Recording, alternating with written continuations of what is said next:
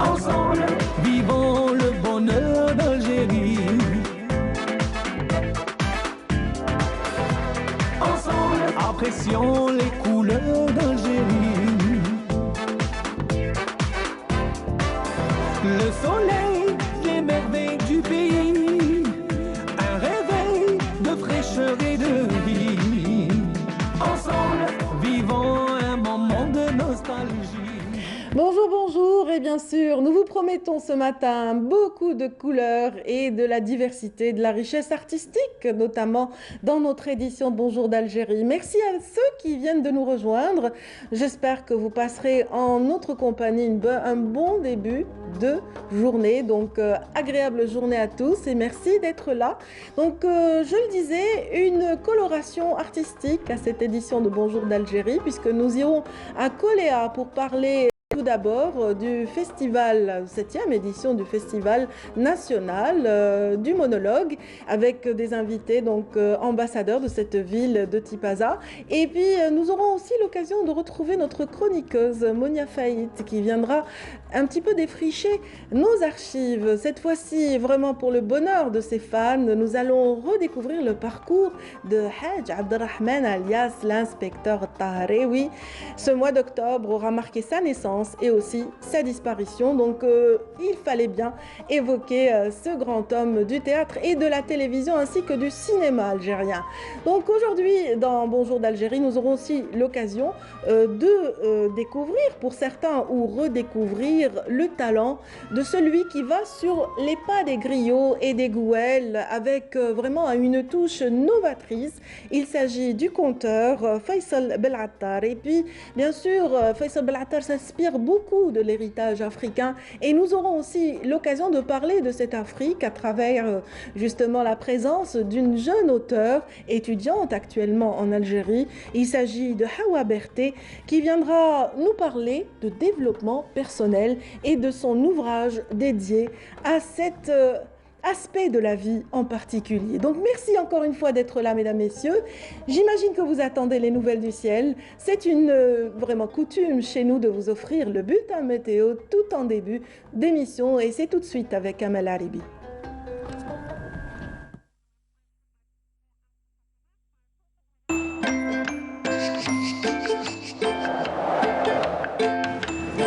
La météo vous est présentée par Mobilis.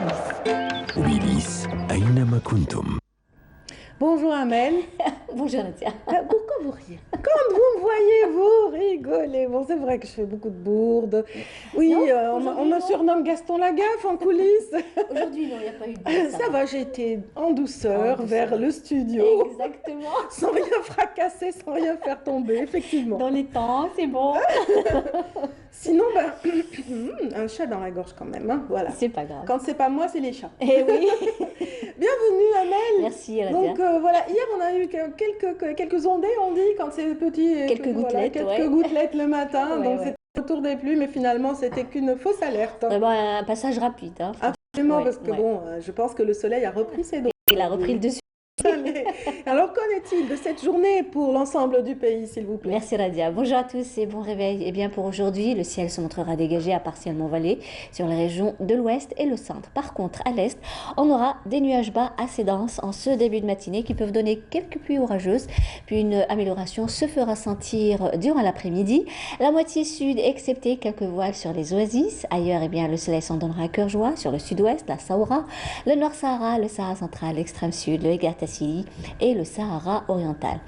Les températures, quant à elles, eh bien, seront plutôt agréables pour la saison, avec toutefois un maximum de 28 degrés du côté de Tlemcen, 24 à Tiaret, 27 à Alger Oran, 26 à Tizi Ouzou, 25 à Annaba, 23 degrés à Batna, 24 à Al-Biyad, Djelfa, également à Constantine, au sud 32 degrés, Janet, Tamanrasset et Biskra, 36 à Béchar, 35 à Gardaya, 37 degrés Ilizi Tindouf, 40 à Insalah, également Ingzam et le maximum 41 degrés cette fois-ci à Drar, Borj Bedi Mourtar.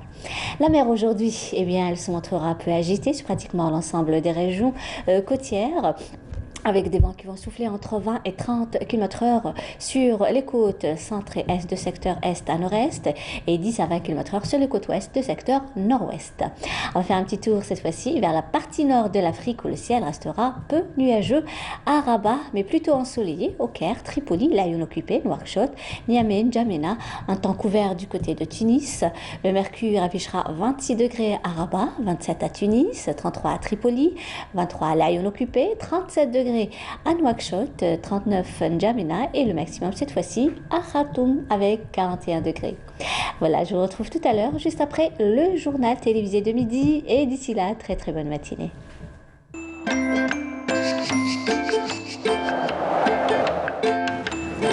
La météo vous est présentée par Mobilis. Mobilis, أينما كنتم. Voilà, merci encore une fois à vous d'être avec nous. Merci également à Amel pour ces détails relatifs vraiment aux nouvelles du ciel, au temps d'aujourd'hui, donc qui sera ensoleillé du côté d'Alger. Voilà, Alger. Fort heureusement pour ceux qui aiment ça et bon, ceux qui regrettent la pluie, ben tant Comme pis, moi, hein. oui, je regrette la pluie. Patience, patience, Exactement. ne vous en faites pas, ça va venir. Ça va venir, ça va venir. On est entré de plein pied en Exactement. automne et puis voilà, ça Petit va à venir. petit. Voilà, chaque chose en son temps. Exactement. Et bien, je vous souhaite une agréable journée. Merci également. Nadia également. Voilà, on vous retrouvera juste après le journal de midi, n'est-ce Et pas, 19 et heures. 19h. Voilà. Passez une excellente journée. Excellente journée également. Une excellente journée, bien sûr, qui commencera par la chanson chez nous avec un duo qu'on aime beaucoup, Amadou et Myriam, qui s'était produit d'ailleurs lors du dernier panafricain à Alger. Ils avaient charmé leur public et aujourd'hui, c'est vous qu'ils vont séduire avec Je pense à toi. Et oui, ne m'abandonne pas, donc je t'aime, je pense à toi, c'est ce que disaient à l'instant Amadou et Myriam, un duo vraiment, comment dire, inoubliable qui a marqué les esprits ici en Algérie à travers l'ensemble des pays africains également. Et en parlant justement d'Afrique, bien sûr, nous avons en Algérie coutume de recevoir des étudiants issus des pays limitrophes, à l'instar de notre invité aujourd'hui, qui suit donc un cursus universitaire en Algérie. Il s'agit de Hawa Berté. Bien sûr, son nom au complet, c'est Ntendio. Elle nous vient du Mali et elle est ici avec nous à l'occasion de la sortie de son tout dernier ouvrage, Aphorisme de vie. Bienvenue. Merci beaucoup. Voilà, donc j'ai commencé par citer la fin du nom, Oui. alors que j'aurais dû commencer par Ntendio, n'est-ce pas? Oui. Dites Hawa Berté. Berté, Pourquoi on oui. met dites entre les deux? C'est pourtant Je ne sais votre nom au complet. Oui, c'est mon nom au complet, c'est très kilométrique. C'est long, Oui, c'est long. effectivement. Tenjo, ça vient de mon ethnie en fait. D'accord, Oui. Hawa, c'est un nom du Coran. d'accord, Oui. oui. Berté, C'est c'est mon vrai, nom de famille. C'est la première femme, Hawa. Oui. Donc, c'est vrai que... mais pourquoi vous mettez dites entre les deux? Parce que ça fausse la lecture, on a l'impression que c'est un pseudo qui arrive. Non, C'est pas un surnom, c'est pas un pseudo. C'est pas un pseudo. Chez nous, il y a beaucoup de noms comme ça, dites. Très C'est bien. normal, c'est très normal. Oui, si vous êtes avec nous, c'est pour parler de ce recueil de textes et de citations que vous avez choisi de partager avec votre lectorat. Oui. Bien sûr, ce sont des citations particulières qui insufflent une volonté de vivre, Oui. n'est-ce pas? Oui, exactement. Ce sont des citations qui se portent généralement sur la vie. C'est à caractère développement personnel, inciter mes lecteurs à prendre leur vie en main, à se responsabiliser face à leurs besoins et à vivre leur destin. Très bien. Mais vos sources d'inspiration par rapport à ces citations sélectionnées, rassemblées dans cet ouvrage? Comme j'ai toujours dit, je n'écris pas, je m'écris. Donc, mes sources d'inspiration, ça provient de mon vécu, de mon entourage.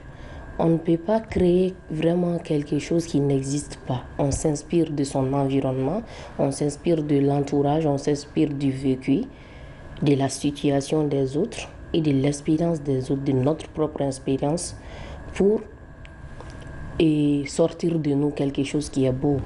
D'accord. Vous parlez de beauté, effectivement. Votre ouvrage rayonne de par la joie de vivre qui est insufflée à travers les citations. Ce sont des récits très joyeux que vous proposez au lectorat. Oui, Parce que Vous êtes comme ça dans la vie également? oui, Joyeuse, je suis festive? de nature très joyeuse. Bon, pas très festive, mais je suis très joyeuse. J'ai la joie de vivre, de l'enthousiasme, de la positivité.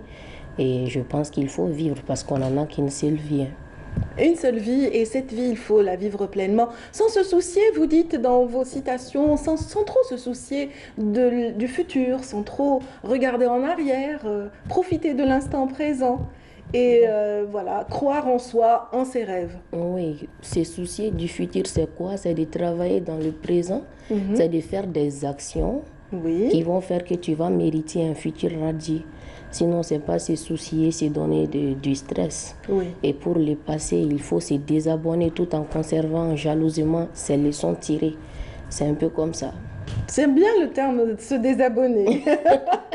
C'est Même vraiment si, dans l'air du temps. Même si on se désabonne et même si on tourne la page, mais il faut apprendre la leçon, sinon l'histoire va se répéter toujours. Et c'est Oui. ça que les gens n'ont pas compris. Le passé ne doit pas être un fardeau, mais Une leçon école, de vivre voilà, plutôt, une école, voilà, dont voilà. il faut garder un petit peu l'essence, comme vous dites. L'essentiel, voilà, l'aboutissement est une leçon. Oui. Voilà, de chaque expérience qu'on vit dans sa vie, et il ne faut pas toujours focaliser sur le passé et être dans l'air du temps, dans le quotidien. Il faut Vous- s'inscrire oui. dans le présent parce que c'est le seul moment qui nous appartient. Moi, je suis avec vous maintenant. Je parle normalement de ce qui me passionne et ce temps nous appartient. Oui. Même si on aura à vivre d'autres moments, ça ne sera pas comme ça. Absolument. Et vous parlez d'être l'artisan ou l'artiste de sa vie. oui. Donc, comment est-ce qu'on peut devenir l'artiste de sa vie? Quels sont les cheminements que vous proposez quelque part? D'abord, Ou il faut les clés. il faut être à la recherche de la vérité dans cette vie et à la recherche de qui on est. Il faut se remettre en question. C'est des processus très, très différents et très, très variés. C'est pas facile. Oui. Mais lorsqu'on veut chercher la vérité, lorsqu'on ne veut pas paraître et lorsqu'on veut être, on cherche à nous qu'est-ce qui nous passionne, quelles sont nos limites, quelles sont nos faiblesses, quelles sont nos forces. Et ces forces, on va les engraisser. Et les limites, les insuffisances, les incapacités, on va les amincir. Oui. C'est petit à petit, on se découvre. On est en continuel processus. Ce qui n'est pas le cas de ceux qui sont pris par le courant de la vie, du travail, le quotidien parfois peut-être vraiment absorbant et vraiment pesé de tout son poids sur notre vécu, ce qui fait qu'on n'est pas à l'écoute de soi-même, on n'est pas à l'écoute de ses rêves, Oui. on n'est pas à l'écoute de ses, comment dire, on ne connaît pas ses véritables goûts dans la vie Oui. et on ne fait que suivre parfois. Donc Oui. là, vous recommandez vraiment de faire le cheminement inverse. Oui, De d'abord commencer. à s'y connaître parce que lorsqu'on conseille les gens de nos jours, on leur dit d'abandonner les choses. Par exemple, quelqu'un qui n'aime pas les études qu'il fait, on lui dit d'abandonner ses études, de quitter le boulot. Bon, je pense que c'est quand même audacieux et tout le monde n'a pas cette audace-là. Qu'est-ce que moi je peux dire? C'est même si tu fais ça, je ne suis pas en train de dire qu'il faut rester. Mais tout le monde n'a pas le courage de quitter. Il ne faut pas directement dire quitte parce que la personne peut avoir peur. Il faut quand même inciter la personne à se chercher, à ouvrir les yeux de la personne petit à petit pour qu'elle puisse découvrir sa vérité, quoi. Et peut-être trouver des compensations ailleurs, parce que la vie présente de multiples facettes. Oui. Donc, si on n'est pas satisfait par son travail, trouver la possibilité d'avoir une pensée positive à travers une autre action ou Oui. un Si vous hobby, ou voilà, j'imagine. Si vous n'êtes pas satisfait par votre travail, par exemple, vous devez avoir des passions que vous devez nourrir. Oui. Donc, en nourrissant ces passions-là, bon, le travail, et si la passion devient grande et que vous excellez là-dedans, vous allez trouver quelque chose et vous allez vous en sortir quand même. Le mot qui revient souvent, c'est épanouissement. Oui, Voilà. épanouissement. Au bout de cette quête, il y a toujours un épanouissement. Mais vous recommandez justement dans votre ouvrage de garder sa motivation jusqu'au bout et de croire en soi et en ses rêves, de ne pas abandonner ses premiers rêves, d'aller jusqu'au bout. C'est ce qu'il Oui. faudrait faire. C'est les premiers rêves, bon, Est-ce que les premiers rêves vont rester jusqu'à l'âge adulte? Ça, je ne sais pas, je n'ai pas encore Oui, ben, personne ne le sait. Mais si quelque chose brûle dans notre cœur et que ça ne sort pas, tout le monde va dire que c'est pas bien, tout le monde, ta famille est contre, l'entourage, on te prend pour un fou, une folle. Ça ne sort pas, mais je pense qu'il faut les garder parce que c'est Dieu qui a mis ça dans ton cœur. Pourquoi elle n'a pas mis dans le cœur de telle personne? Mais c'est dans ton cœur qu'il a mis. Ça a un sens. L'univers est plein de signes. Il faut être attentif à ces signes-là. Et lorsqu'on est attentif à ces signes, notre vie s'avance dans la direction que nous voulons. Ça peut passer par une véritable métamorphose et c'est un petit peu ce que vous, ce que vous décrivez dans certains passages du livre. Donc, c'est aller jusqu'à la métamorphose. On peut changer littéralement, donc, selon vous. Oui, quelqu'un qui ne prend pas en main sa vie, qui se laisse dicter par les autres. Mais lorsque cette personne découvre le développement personnel, cette personne découvre qui elle est, ça donne une métamorphose. Les gens vont comprendre qu'elle n'est plus la même personne. Elle a ouvert les yeux, elle est rentrée dans une autre dimension. Ntendiyo, donc Hawa Berté, pourquoi le choix d'un tel intitulé ou titre pour votre livre, Aphorisme de vie? Aphorisme de vie, je pense que c'est un titre qui correspond bien à mes écrits. Parce que c'est ça mon style. Mon style, c'est de l'aphorisme. Je fais aussi de la poésie. Le prochain projet, c'est un livre de poésie. Je ne pouvais pas dire citation parce que je ne trouve pas que ça correspond bien à mes écrits. Oui. Pourquoi? Parce qu'une citation, ça peut être tiré d'un livre et l'auteur, il est cité. Oui, tout à fait. Voilà. Alors qu'un aphorisme, c'est un énoncé autosuffisant. Oui, très bien. C'est un énoncé. Il ne prétend pas dire le tout d'une chose, mais quand même, il autorise et provoque d'autres pensées et amène les lecteurs vers, vers de nouvelles perceptions. Oui. Et chaque lecteur qui lit, ça peut s'approprier. Je m'efforce de dire la vérité. Oui. C'est original, mais je recherche également de l'universalité. Pourquoi de l'universalité? Parce que je veux que la richesse de vérité, peu importe ton origine, peu importe ton genre, tu peux t'approprier de cette vérité, tu peux te sentir concerné. Oui. Donc je trouve que le mot aphorisme, ça reflète bien ce que j'écris. Oui, ça émane de votre propre expérience, vous le disiez tout à l'heure, c'est vous qui dictez toutes ces belles phrases, ces citations au lecteur. Donc on me souffle à l'oreille, donc tout le monde est curieux de découvrir peut-être un passage. Est-ce que vous pouvez nous choisir un petit passage pour le lectorat? Par hasard, allez, ce n'est pas grave, on va le faire par hasard. Et il faudrait tomber sur quelque chose qui fasse un petit peu de l'effet à notre script qui me parle à l'oreille. C'est pas... Ce matin. Bon, la charité est un achat moral de votre admiration. D'accord. La charité est un achat moral de votre admiration. Pourquoi je dis ça? Parce que, bon, si vous êtes charitaire envers moi, vous gagnez quelque chose. Oui. Vous gagnez ma considération. Je vous admire. Je me dis que cette femme, elle est généreuse. Donc, il faut se mettre en tête qu'il n'y a rien de gratuit dans cette vie. Oui. Donc, d'où le mot achat. Donc, achat on achète, moral. On voilà, achète. Moralement. C'est un achat moral, effectivement. Oui. Oui, dans la religion musulmane aussi, on fait beaucoup d'actes charitables et on attend justement en retour ce qu'on appelle l'hasanat aussi. Donc l'acceptation et bien sûr le retour vient de Dieu subhanahu. Donc aujourd'hui nous parlons de quelque part à travers cette citation, ça m'incite à revenir à votre cycle ou cursus universitaire. Vous êtes vraiment dans la gestion d'entreprise. Vous êtes dans quel institut actuellement? Je suis à l'université Mouloud Mamiri de Tizi-Ouzou. Bon, normalement, cette année, c'est le Master 1. On n'a pas encore repris. Voilà. en économie et gestion des entreprises. Ça se passe bien? Oui, Vous ça se appréciez passe la bien. vie à Alger? Oui, j'apprécie bien. Ah, j'imagine que vous vous êtes fait beaucoup d'amis.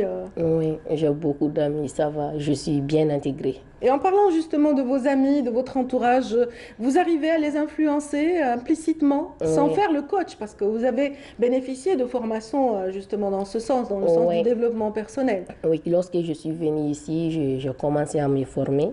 À un moment donné, j'ai vu que l'auto-formation, elle est bien, mais il faut aller vers des mentors.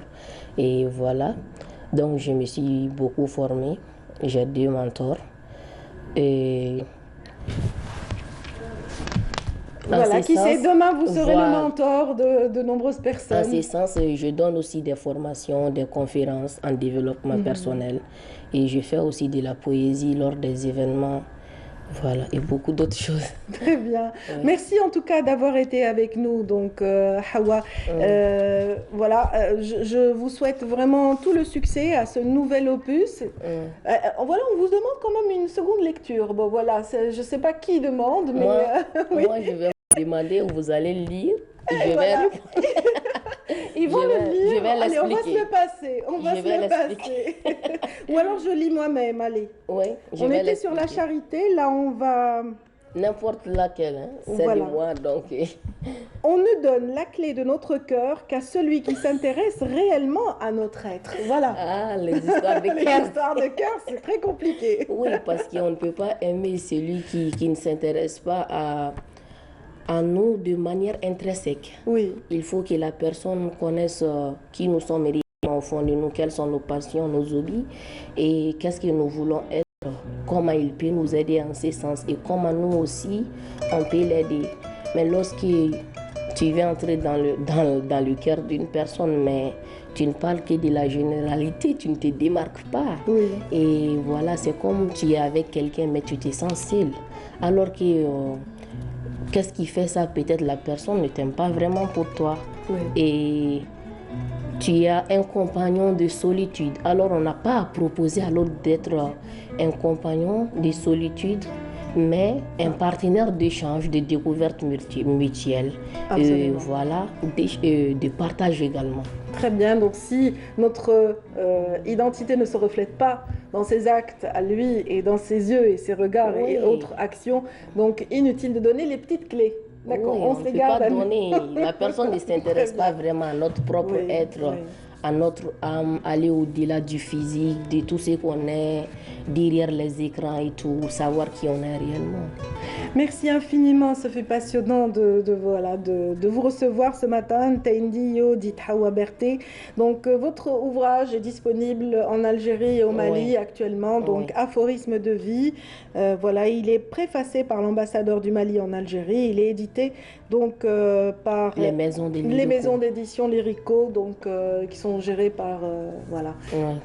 Voilà, un éditeur béninois, vous me disiez Oui, tout à l'heure. exactement. Donc tout le succès à ce nouvel ouvrage. Merci beaucoup. Voilà, et voilà, on vous invite à découvrir, mesdames, messieurs, donc cet ouvrage signé donc Ntendio, dit Hawa Berté, il est disponible, donc vous pouvez l'acquérir. Ça vous boostera, ça vous donnera tous les élans pour une vie positive, une vie vraiment joyeuse et pleine justement de rêves et d'ambition.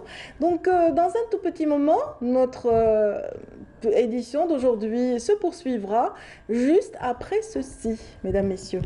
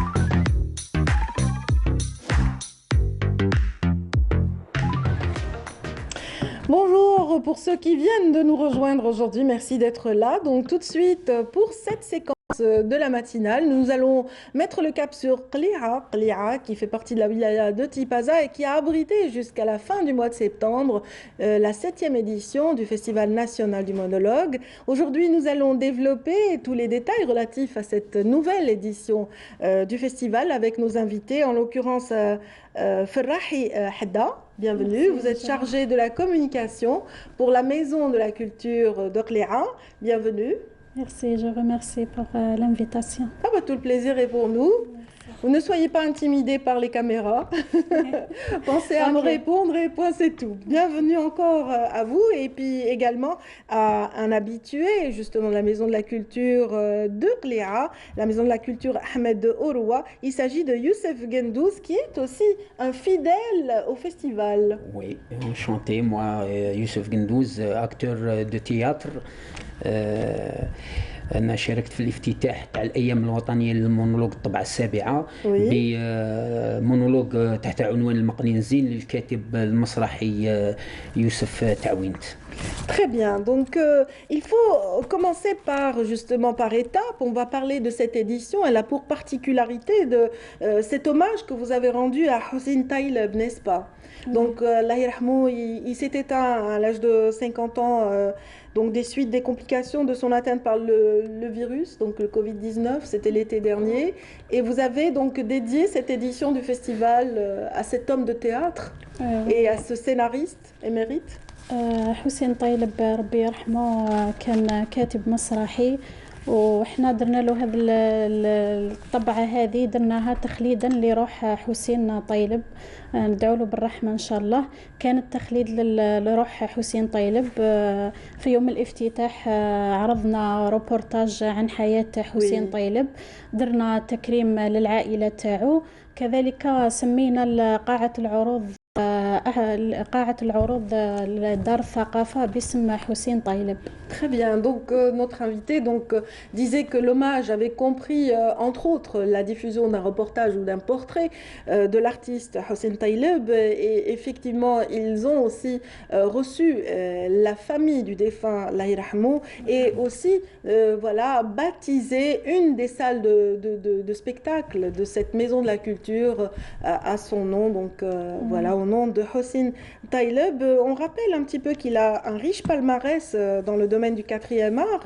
Parmi ses pièces phares, on citera donc Où as-tu laissé l'épée? C'était en 1997, la nuit de l'arrestation de Djouha en 1998, Moucharred en 1999, Bni Qalboun, donc une pièce théâtrale qui avait eu un franc succès sur les planches du TNA, rappelons-le, c'était en 2006, et puis El Routia également en 2008, c'était un franc succès. Il faut dire que Hossein Taïleb avait aussi collaboré à différents théâtres régionaux. Donc on va tout de suite découvrir les images de cette 7e édition du Festival international du monologue. Ça se passe à Qli'a bien sûr et c'est couvert par Faria El Hamdi. C'est à la Maison de la Culture Ahmed Aroua de Qli'a que se déroule la 7e édition des Journées nationales du monologue, en hommage au défunt dramaturge Hossein Taïleb, décédé le mois d'août dernier suite à des complications dues au virus Covid-19. حسين طيلب أنا كنت عندي صداقة معه مدة 10 سنوات.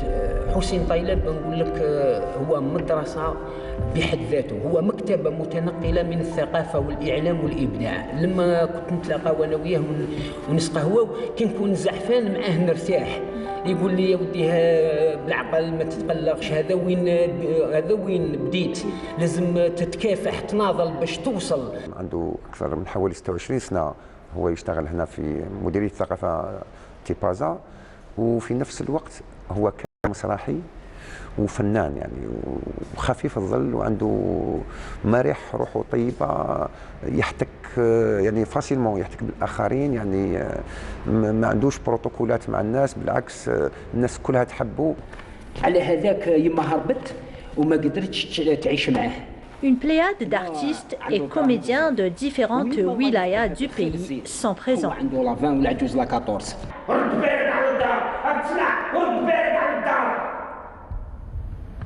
Nous avons rencontré le comédien Youssef Gendouz, un jeune dynamique et ambitieux, amoureux du 4e art.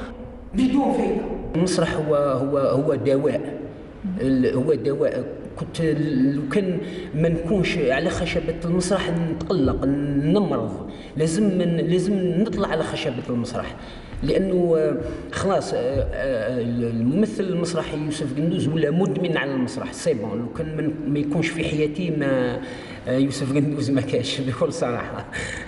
علاش ما تستناوش الشاب ما يقول القيمة وتروح نجعلوها نعطلوا السيارة نجعلوها صلاة حاجة ونعطلوا هذا واحد بشر مسكين نهار هو صل فمناش ديال الزيت وفناش تطعم ولا يتسقى وهذا المشكل التالي درتو علاش تجيبوا وتطمعوا في التالي تلحقوا الواد ولا العطشان اسمع المغني كيتاكي هو في زوج برانيين. À travers cette manifestation artistique qui drainera à coup sûr les amoureux du 4e art, les organisateurs visent la promotion du théâtre au milieu des jeunes et leur offrir aussi un espace pour émerger dans ce domaine.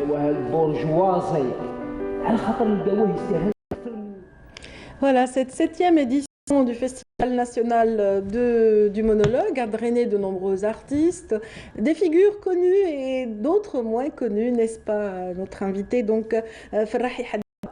C'est bien cela, c'est-à-dire شكون اللي شاركوا يعني المشاركة كانت قوية هذا العام؟ المشاركة كانت قوية، كانت أسماء فنية وطنية معروفة مثل أمل بن عمرة. Bouakaz était des vôtres? Ah non, il n'a pas pu. Très bien. بوعكاز اعتذر. كان بزاف أسماء فنية وطنية معروفة، كانت من الشمال الشرق الوسط، خيرنا درنا مختلف الجهات الوطنية.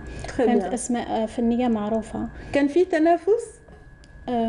أكيد يكون فيه تنافس. العروض كانت المواضيع تاعها متنوعة، كان الحضور تاع الجمهور كان حضور جمهور نوعي، خاصة بعد الغياب لمدة 2 على الساحة للظروف الصحية التي نعيشها. كان حضور قوي للجمهور، لاحظنا عودة الجمهور إلى القاعات. نحاول نترجم دقيقة. Donc pour ceux qui ne comprennent pas, donc voilà, notre invité se réjouit du retour du public dans les salles de la Maison de la Culture Ahmed Arwa et donc voilà, ils étaient nombreux à venir, à affluer, encourager tous ces artistes issus vraiment des 4 coins du pays avec des figures connues comme Ben Amara entre autres qui a un petit peu séduit. Et Takouch qui était aussi de la partie, donc des figures qu'on connaît à travers le petit écran, mais aussi sur les planches des différents théâtres. Leurs monologues ont séduit autant que ceux de Youssef ici présent, donc Youssef Gendouz. On vous a vu, vous avez donc été, voilà, votre monologue a été filmé par notre équipe qui s'est déplacée à Aqléa. On vous a vu sur scène. Qu'est-ce que vous aimez le plus dans le monologue? C'est-à-dire, vous travaillez aussi avec des troupes.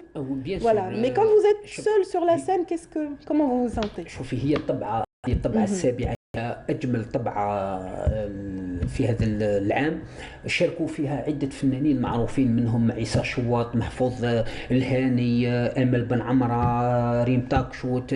يقول اوبليجي المستوى يطلع، فنانين عندهم خبره وتجربه في الميدان المسرحي.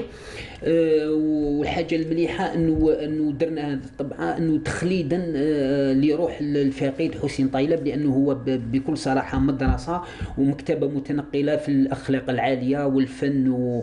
تاثرت به في الخدمه تاعك؟ بيان سور، لانه كنت كل ما نبدا نفشل نلقى عراقيل ونبدا نفشل لما نروح نحكي معاه كان دائما يقول لي يوسف في الميدان تاعنا الغلبة الأقوى لما كان للضعفاء، لازم تواصل، هذه ما إلا بداية، مازال الخير القدام، لازم تكافح باش توصل للهدف تاعك الأعلى.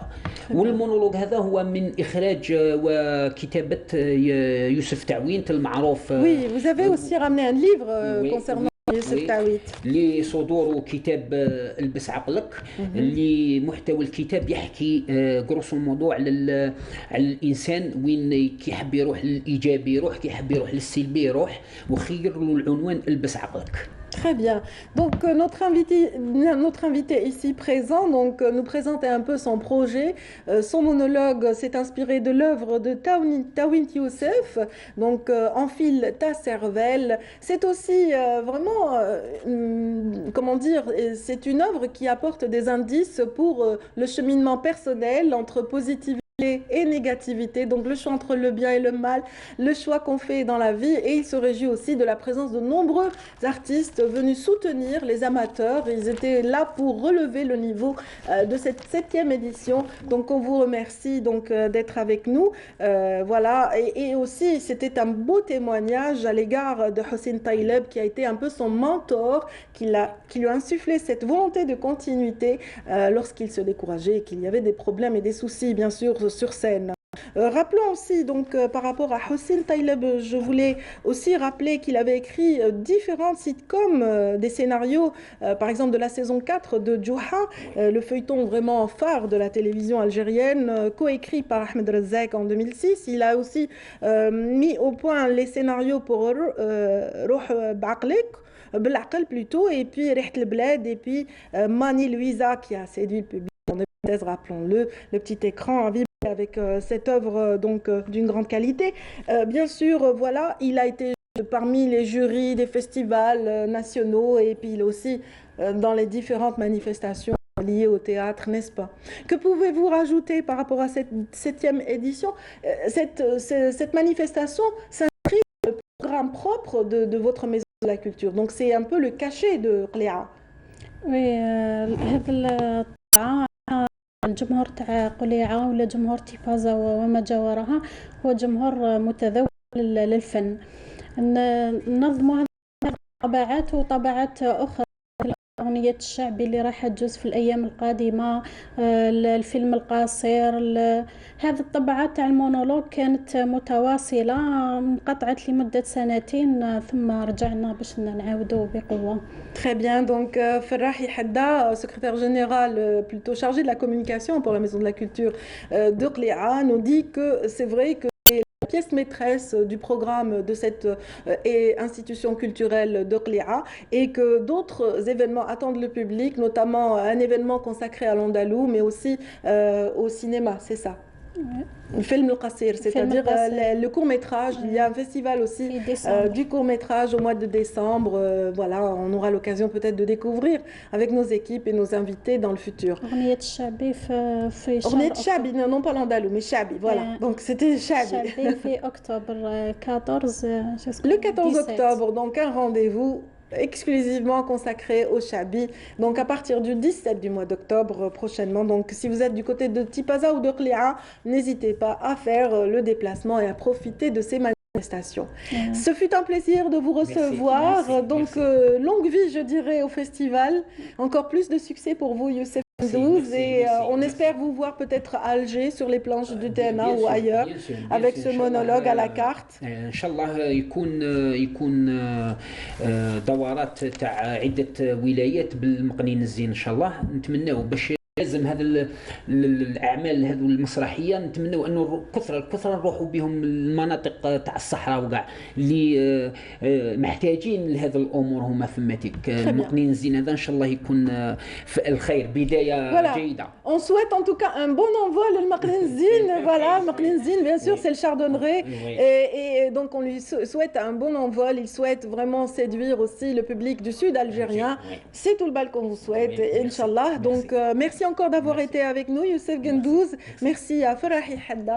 Donc vous représentez la Maison de la Culture Ahmed Arwa, donc de Qli'a, donc en qualité de chargé de la communication. Voilà. Merci une autre fois. Merci.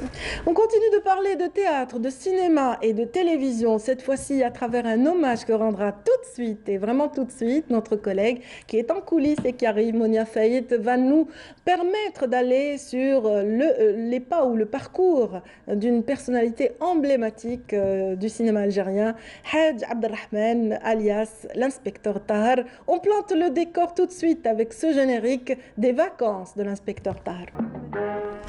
Voilà, merci de nous rejoindre. Si vous venez d'arriver, mesdames, messieurs, tout de suite, on va parler d'une personnalité vraiment que tous les Algériens adorent. Il s'agit de Hadj Abdelrahman et celle qui va être notre guide pour cette, comment dire, commémoration. Merci Monia. Bonjour Adia. Bonjour. Bonjour à tous. Donc effectivement, on va parler de Hadj Abdelrahman, le très regretté Hadj Abdelrahman, alias l'inspecteur Tahar. Alors, on commémore le 40e anniversaire de la disparition de ce regretté comédien et acteur et scénariste. Il a beaucoup fait pour la télévision et les cinémas algériens, entre autres. Alors, on va essayer un peu de résumer un peu son parcours ce matin. Alors, Hadj Abdelrahman, le nom de famille est Monsieur Abdelrahman et son prénom est Hadj. Donc on pose toujours la question. Oui. Voilà. A-t-il été Où est le prénom? Où est le prénom? Est-ce que c'est Hadj ou alors Abdelrahman? Alors son prénom était Hadj. Alors il est né le 12 octobre 1940 à Tilemli, à Alger. Voilà, il grandira à Al-Harrach. Il ira à l'école à Al-Harrach. C'est un enfant un peu difficile, mais il continuera quand même d'aller à l'école et il ira jusqu'au cours de fin d'études, jusqu'au 6e, voilà, tout simplement. Alors, il décidera juste après de s'intéresser à la menuiserie. Il sera menuisier. Il travaillera le bois, mais entre-temps, il décide de passer à autre chose. L'image l'intéresse. Et de là, il décidera d'aller travailler chez un privé. Il faut remettre le contexte, on est en période coloniale, voilà. Et il décide d'aller chez un privé qui travaille l'image et il est assistant caméra. Donc il apprend le métier de caméraman. Ensuite, en 1958, on l'appelle pour aller rejoindre l'armée française, voilà, pour faire son service militaire. Il y va, il est obligé d'y aller. Il arrive là-bas, mais il décide de déserter. Il déserte et il décide de rejoindre l'ALN, l'armée de libération nationale. Il va dans la Wilaya 4 et là-bas, il rencontre le commandant Azzeddine, voilà, qui le forge, qui lui apprend à manier les armes et tout. Et le commandant Azzeddine décide de le garder très très près de lui et il est garde du corps du commandant Azzeddine jusqu'à l'indépendance, voilà, jusqu'à 1962. Alors à l'indépendance, qu'est-ce qu'il décide de faire? Il se dit... Suivre sa première passion. Sa première passion, oui, effectivement, mais il décide avant tout de fonder une famille. Il a 22 ans, il a une femme en tête. Et il se dit, il faut que je fonde une famille, mais avant cela, il me faut un revenu, il me faut un salaire. Donc il rejoint la RTA. La RTA, radio-télévision algérienne, voilà, à l'époque. Il a un métier entre les mains, il est opérateur prise de vue. Voilà. Donc je pense qu'on a des photos de lui en tant que caméraman. Opérateur prise de vue, c'est caméraman. Et de là, il est passionné par ça. Et entre, je ne sais pas si on a les photos. Elles vont certainement affluer, donc on continue notre récit et elles vont certainement arriver. Donc il décide d'aller demander la main d'une femme qu'il ne connaît pas personnellement, mais qu'il connaît à travers le récit d'un ami. L'image est arrivée. Voilà, en tant que caméraman, des images très très rares. Donc il décide d'aller demander la main de la sœur d'un ami à lui, la famille Hassan Bey, voilà. Un ami d'enfance qu'il connaît et qu'il a rencontré quand il était scout, déjà très très jeune. Voilà. Donc c'est Huria, il épouse Huria, avec qui il a 4 enfants. Il a Nassera, il a Lila, il a Linda et Sofiane. Donc on salue la famille Abdelrahman ce matin à travers ce petit écran. Voilà l'image. Là c'est pendant le scoutisme. Il est scout, il est au fond de la table. Il a toujours ce regard malicieux et ce petit sourire au coin de la bouche qu'on adore. Et c'était le terreau justement pour la conscience nationaliste. Exact. Voilà. Toutes les valeurs nationalistes avaient été inculquées aux plus jeunes En plein scoutisme, oui. Grâce aux scouts musulmans, effectivement. À la même période, il rejoint également le conservatoire municipal. Il est l'élève de Allal El-Mouhib. Et Allal El-Mouhib lui apprend à aimer le théâtre, la mise en scène, et il monte sur les planches du théâtre national algérien avec une première pièce, voilà, Montserrat. Alors là, il a le rôle du moine. Oui. On ne le voit pas très bien, mais c'est Emmanuel Robles. Emmanuel Robles, voilà, Montserrat. D'ailleurs, justement, cette pièce a été saluée par le public algérien, et bien sûr avec la presse qui salue le jeu des comédiens, avec entre autres Haj Abdelrahman. Et il n'était pas dans l'humour, là. Non, là, vraiment, il est dans un rôle très très sérieux. C'est un rôle classique. Oui, un rôle très très classique et engagé en même temps. Donc là, il prend à cœur le fait de monter sur les planches. Il continuera avec une autre pièce, encore une fois, Les fusils de la mère Carrare. Il continue sur ça et on le découvre. Il a un charisme qui n'est pas du tout indéniable. Il est grand, c'est un gaillard, il passe pas inaperçu et le jeu est là. Donc on lui propose un rôle dans un film révolutionnaire, La Voix. Et de là, il passe à autre chose. Il va vers le rôle de l'inspecteur Tahar qu'il va créer, voilà, avec les cheveux bouclés, avec la moustache, avec l'imperméable. Et bien sûr, il faut dire que la moustache n'était pas naturelle, en fait, elle était collée. Hein. Au début, mais après, justement, le personnage était créé par rapport à ça, c'est-à-dire vraiment avoir une image qu'on garde en tête avec un second. L'apprenti, Yahya Ben Mabrouk, Allah yarhamou, encore une fois, un grand monsieur. Et Yahya Ben Mabrouk, il rencontre au TNA lorsqu'il faisait ses passages au Théâtre National algérien. Donc de là, il fait l'inspecteur Tahar avec un premier rôle. C'était, excusez-moi, alors avec Yahya Ben Mabrouk, en 67. En 67, voilà. Oui. L'inspecteur mène l'enquête avec Moussa Haddad. Mais là, on va regarder un autre extrait, un extrait de La poursuite infernale. On regarde. Voilà. Vraiment. La poursuite infernale, donc voilà, magnifique rôle avec la petite moustache. Donc le personnage a déjà son ancrage. On rentre de plein pied dans le personnage. Le petit accent didylien comme ça. Parce qu'il est originaire de Didiel à la base. Non, du tout. On l'a toujours cru qu'il l'était. D'accord. Sa maman est de l'Asnam, du côté de l'ouest, de Chlef, et son papa est Tlemcenia. Il est originaire de Tlemcen. Il n'a rien à voir, mais strictement rien à voir. Mais il a épousé l'accent de manière incroyable. Son entourage, son tailleur était gigilien, son coiffeur, ses amis. Donc il a travaillé l'accent, il a repris et il a créé ce personnage, hein, mais vraiment il accentue sur les petits mots, là, le ta, quand il utilise le ta et des mots-clés. On a tous en tête certains passages comme ça dans les films qu'on retient. Hein? Une réplique. Oui. L'inspecteur des affaires dit que il est voilà. Donc on continue sur sa lancée avec une autre aventure, toujours avec son second, bien sûr, l'apprenti Yahya Ben Mabrouk. Il fera, entre autres, il continuera à écrire ses scénarios. Il fera en 1971 Yadès, mais avant cela, il fera avec Bedir L'auberge des pendus. Ah, on va passer un autre extrait. Bien sûr, les bêtises avec l'apprenti. Non, alors, c'est vraiment un film culte. Chaque tirade est dans notre mémoire collective. Je crois que tout le monde connaît un petit peu les répliques de l'inspecteur Tahar par cœur. Complexive, on l'oubliera jamais. Alors, ce qu'il faut savoir sur ce film, Les vacances de l'inspecteur Tahar, c'est qu'ils devaient le tourner en à peine 6 mois. Or, ils ont pris 2 ans pour tourner ce film-là. Ça a pris beaucoup de temps. Donc, et à partir de là, 72-73, bien sûr, les vacances de l'inspecteur Tahar, il décide de quitter la RTA et de se consacrer entièrement au monde de la fiction et du théâtre. Mais ce qu'il faut savoir aussi, c'est qu'il fera également beaucoup de directs à la télévision. Absolument. Et sur scène. On se rappelle de Yassine. Oui, c'est sûr, la pièce. La pièce El Ki Yassine ou El Ki Yassoun, ou alors on a le Bagala. encore plus connu aussi, avec Fatiha Berber, avec Othman Aliouet, entre autres. Et on a également, un peu moins connu, Le mort a bougé. Alors, Haj Abdelrahman a souvent poussé la chansonnette, il aimait chanter.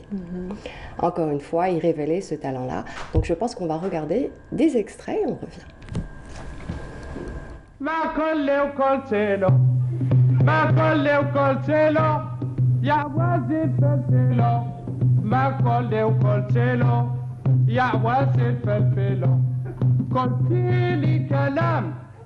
قلت لك كلام قلت لي كلام قلت لك كلام يا عواز الفلفلو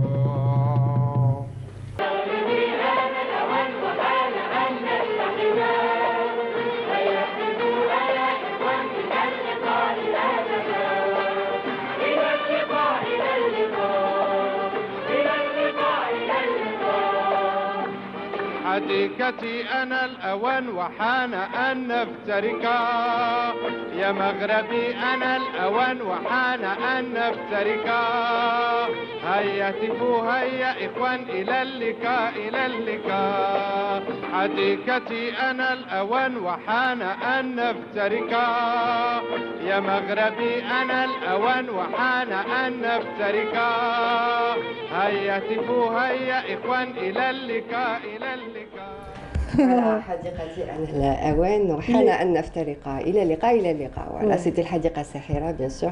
Il y a une pléiade d'invités. Il termine la soirée avec cette chanson-là. Et d'ailleurs, c'est à partir de là, parce que la première émission que j'avais faite dans Séquence d'archives, c'était Haj Abdelrahman.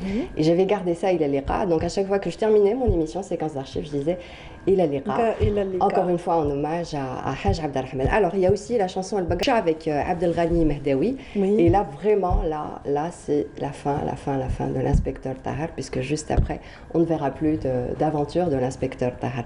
Alors, sa dernière apparition sera dans un téléfilm franco-algérien, Le bourreau pleure, d'Abder Isker, en 1981, dans le rôle de Kerim.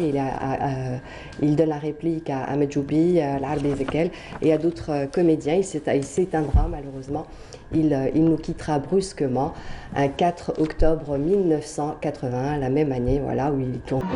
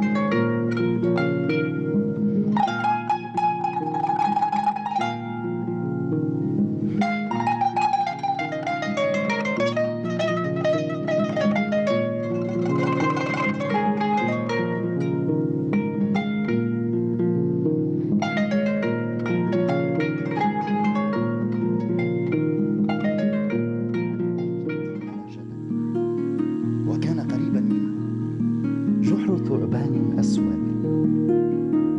فكان الغراب إذا فرخ ولج الثعبان إلى الفراخ فأكلها، فأحزن ذلك الغراب ونال منه كثيرا.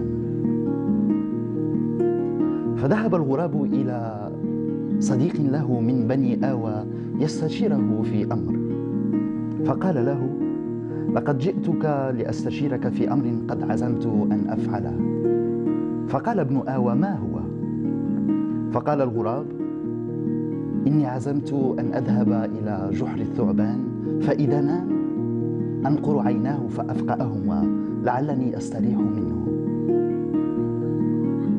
فنظر إليه بنو آوى وقال: بئس الحيلة التي احتلت، يجب عليك أن تجد أمرا تصيب به الثعبان دون أن تعرض نفسك للخطر. فقال له الغراب: ما هو أمري هذا؟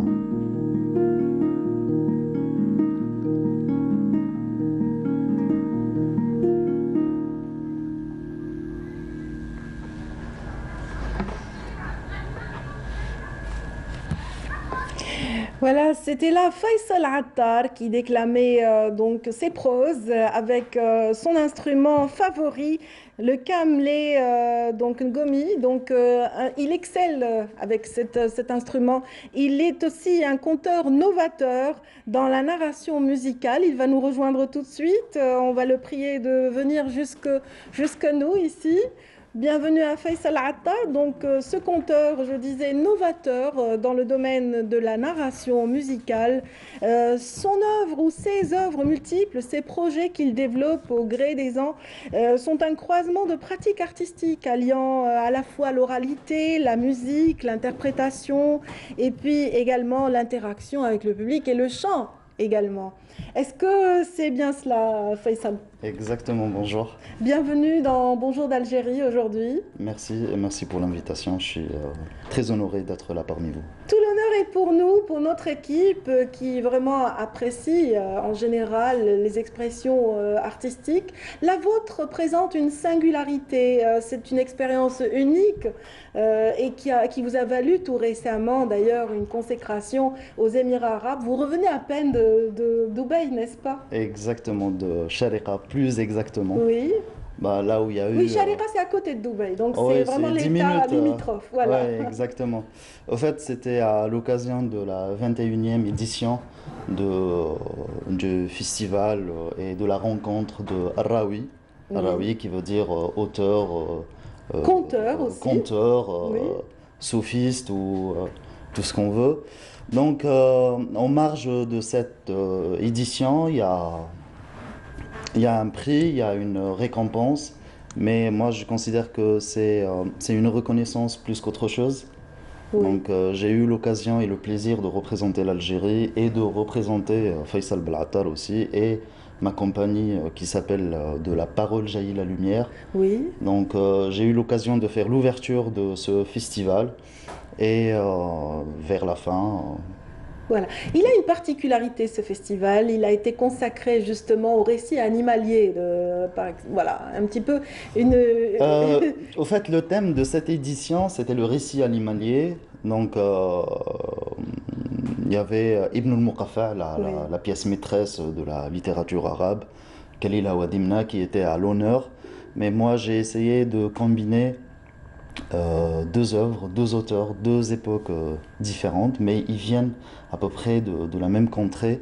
Donc je travaillais sur un mix entre Ibn al-Muqaffa et Farid al-Din al-Attar. Oui. Donc on a Khalil Awadimna et puis de l'autre côté on a le Cantique des oiseaux. Le Cantique des oiseaux également. Et cette édition, elle a un goût un peu particulier parce que j'ai pu voyager après 2 ans d'arrêt. Oui, c'est vrai que la pandémie, elle a figé tout le monde. Exactement.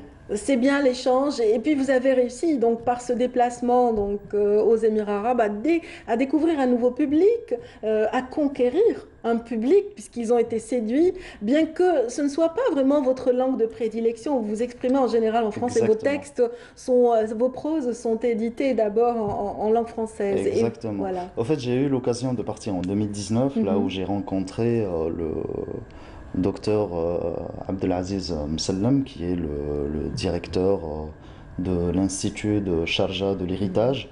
C'est une institution gouvernementale qui œuvre pour la conservation de la mémoire collective, du patrimoine immatériel, de la littérature orale aussi.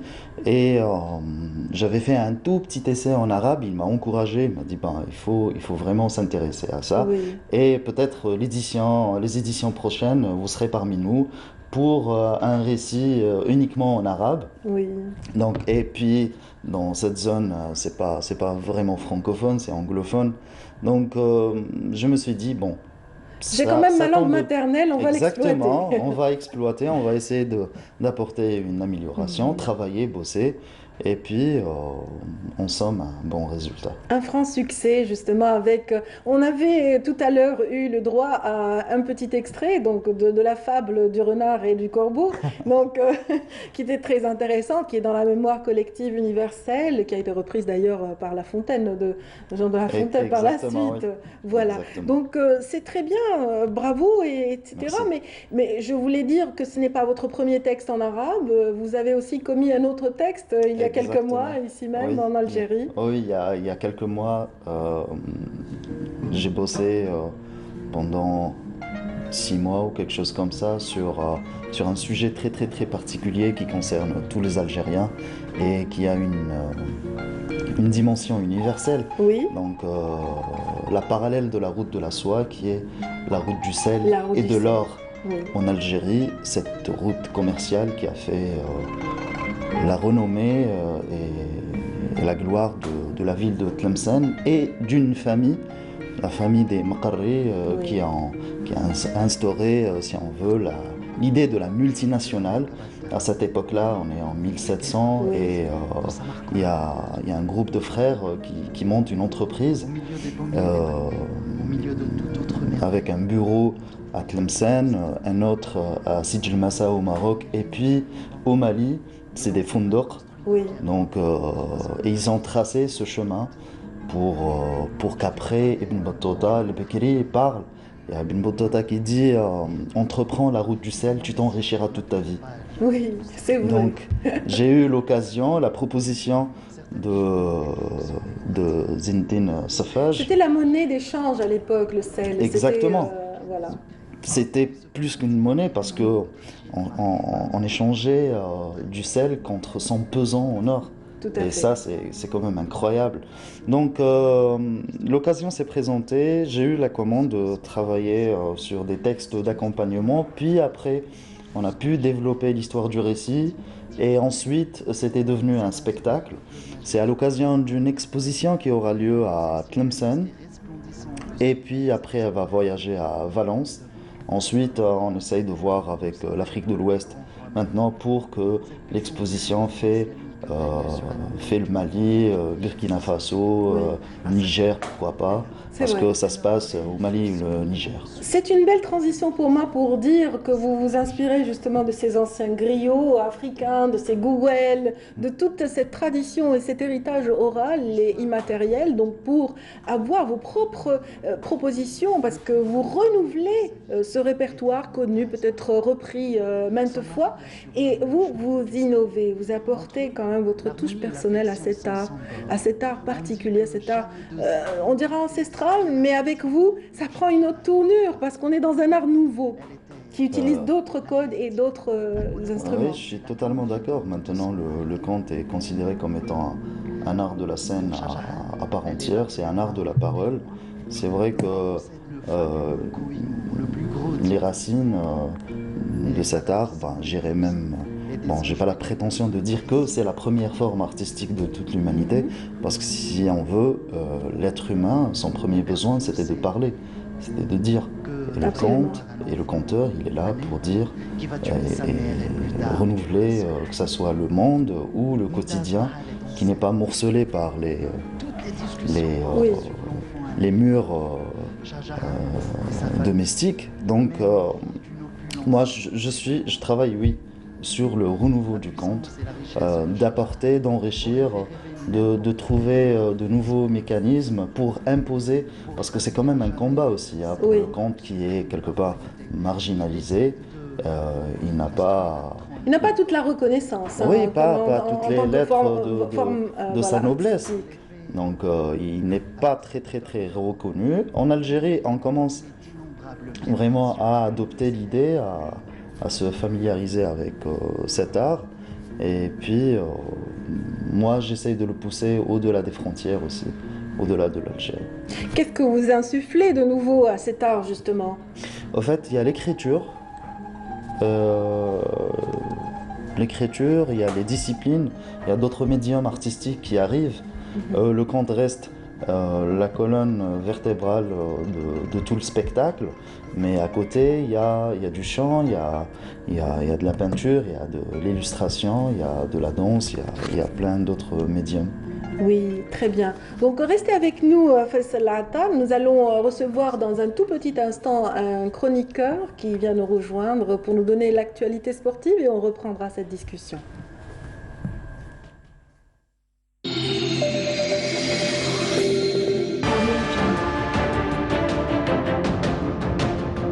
Enfin une peinture algérienne aux normes internationales. Tous vos besoins en peinture intérieure, peinture métal, préparation de support ou peinture extérieure, choisissez Coral Peinture.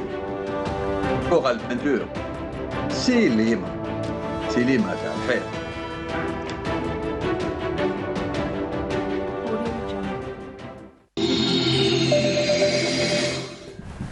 Si vous venez de nous rejoindre, nous avons le plaisir ce matin d'avoir un invité de marque, Faisal Attal, un conteur des temps modernes. Nous allons reprendre la conversation avec lui dans un tout petit instant, le temps d'installer donc une page sportive avec notre ami Sid Ahmed. Voilà, bienvenue. Bonjour. Bonjour Faisal, bonjour à tous nos amis téléspectateurs. Un plaisir toujours d'être avec vous. Oui, c'est un plaisir de découvrir de la beauté, de la poésie, de bon matin. Exactement. C'est excellent. Bon, ça donne de l'énergie. Oui, et le sport aussi. Ça booste l'énergie. Donc aujourd'hui, on a une visite à mettre en valeur en premier lieu. Alors, le Premier ministre des Finances, Ayman Abdelrahman, qui était en visite hier à Oran, il en a profité pour faire un petit saut pour voir les sites des Jeux méditerranéens Oran 2022.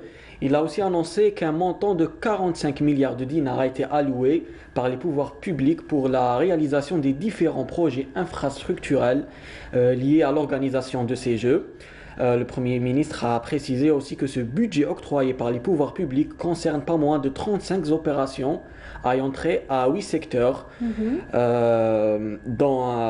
dans la nouvelle aérogare de l'aéroport international Ahmed Ben Bella et le tramway d'Oran.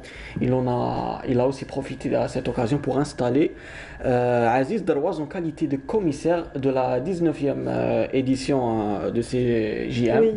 Aziz Darwaz, un grand nom du handball et ancien ministre de la jeunesse et des sports, effectivement. Il a fait une déclaration après avoir été installé, on va l'écouter. Avec plaisir.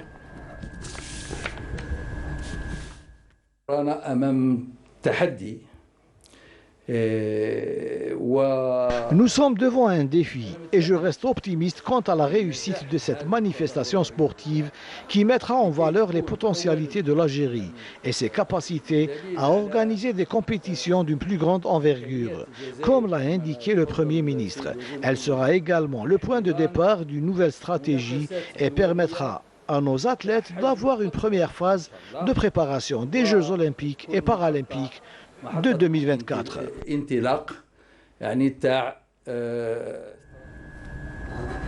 Voilà, donc on enchaîne tout de suite et sans transition avec le football.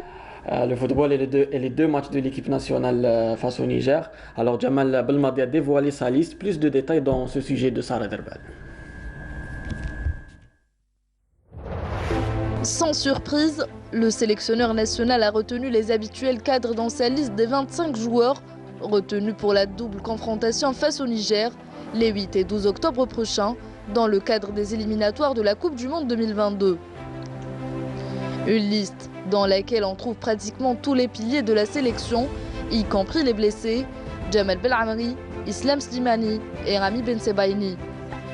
Des retours et des absences dans cette liste, parmi elles le retour attendu de Youssef Attal après une absence lors du rassemblement de septembre. Sur le flanc gauche, Mohamed Fares fait son retour à la faveur de son bon début de saison avec le Genoa. Et après une année d'absence, le défenseur de Bordeaux Abdeljalil Medjoub fait son retour au sein de la sélection. En revanche, pas de Rachid Razel ni de Noufel Khassef, mais l'absence la plus notable demeure celle d'Andy Delors, pourtant en grande forme actuellement avec sa nouvelle équipe, l'OGC Nice. Et surtout que Slimani est incertain après la blessure contractée au niveau de la cuisse la semaine dernière. Pour rappel, à l'issue de la deuxième journée des qualifications pour la Coupe du Monde 2022, l'Algérie est en tête du groupe A en compagnie du Burkina Faso avec 4 points chacun. Le Niger arrive à la 3e place avec 3 points, alors que le Djibouti termine le classement avec 0 points.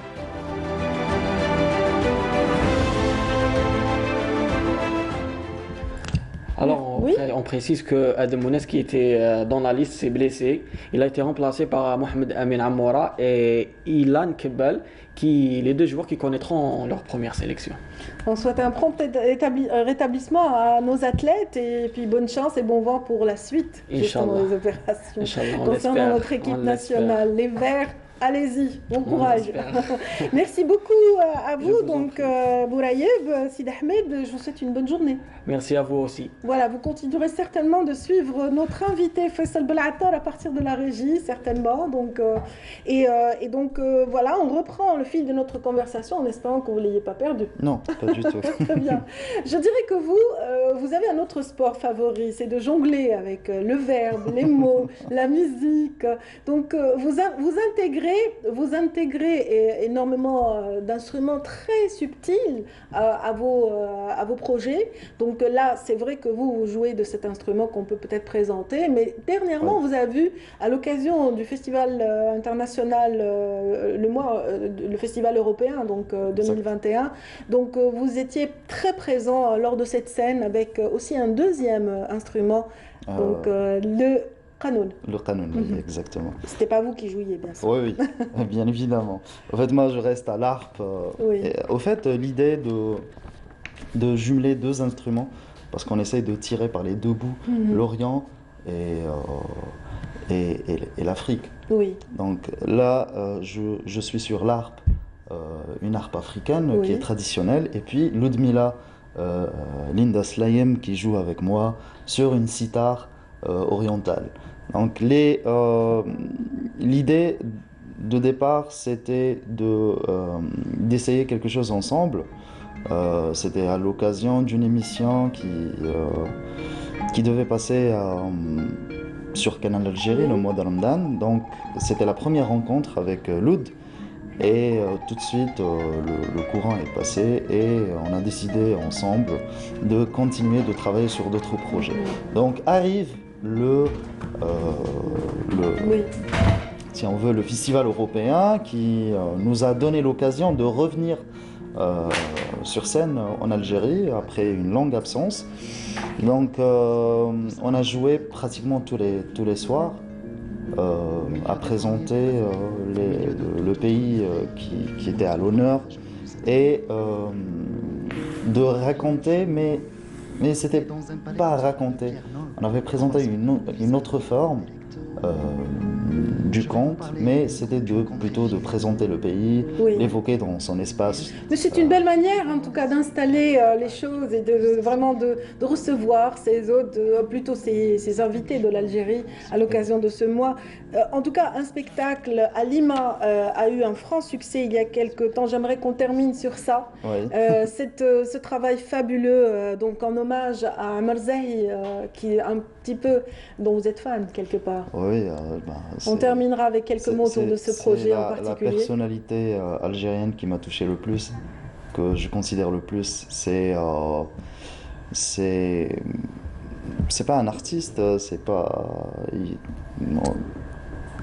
Je suis en émoi quand on parle de Ammar Zahi, je trouve pas les mots, quoique j'en fabrique. Mais Ammar Zahi, c'était un projet qui a rassemblé beaucoup de personnes. C'était en 2017 quand vous venez de le signaler à l'Institut du monde arabe. Donc c'est Ammar Zahi, à vrai dire, qui m'a conduit vers le récit de vie. Moi, je n'étais pas dans le récit de vie. C'est grâce à lui, malheureusement c'était son départ qui m'a poussé. Je suis un mordu de Chabi et j'ai découvert le Chabi avec Ammar Zahi. Oui, j'espère qu'on vous verra bientôt sur une scène à Alger, Faisal Belattar, avec vos instruments, avec vos verbes et vos paroles très douces, puisqu'on vous qualifie du conteur doux quelque part. Donc voilà, vous êtes vraiment non, pas artiste, on dira. Vous êtes justement ce conteur émérite qui apporte un souffle nouveau à cet art en particulier. Donc merci de nous avoir permis de découvrir. Merci et félicitations encore pour votre consécration à l'occasion du festival de Sharjah. Merci. Ce ne sera pas, j'espère que c'est partie remise pour de plus amples détails sur un parcours fabuleux. Donc merci, nous avons été honorés de vous recevoir ce matin. Merci à vous. Voilà, merci à ceux qui nous ont suivis également ce matin. Je vous souhaite une agréable fin de journée. Donc je vous donne rendez-vous dès demain, même heure, à 8h, sur ce même plateau. D'ici là, portez-vous bien.